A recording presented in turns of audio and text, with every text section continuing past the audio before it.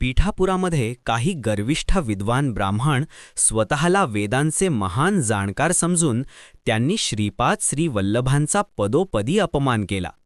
त्यामुळे श्रीपादांनी एक अद्भुत लीला रचली.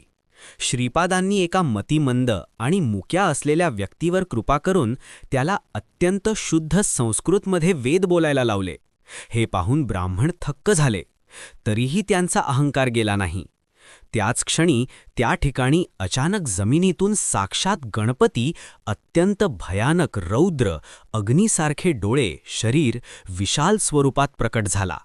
जोरात गर्जना करून म्हणू लागला, तुम्ही वेदांचा अर्थ लावता, पण ज्याने वेद निर्माण केले त्या श्रीपाद श्री वल्लभांना ओळखू शकत नाही.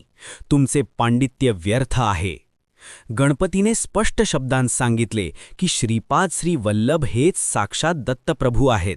श्रीपाद श्री वल्लभ माझाच अवतार आहे आणि त्यांच्याशी शत्रुत्व करणे म्हणजे स्वतःचा विनाश ओढवून घेणे होय. गणपतीचे ते भयानक रूप आणि त्याचा तो कडक आवाज ऐकून तिथले सर्व गर्विष्ठ विद्वान थरथर कापू लागले आणि श्रीपादांच्या चरणी लीन झाले. आपल्या स्वामी_माऊली 33 या चॅनलला लाईक सबस्क्राईब करायला विसरू नका.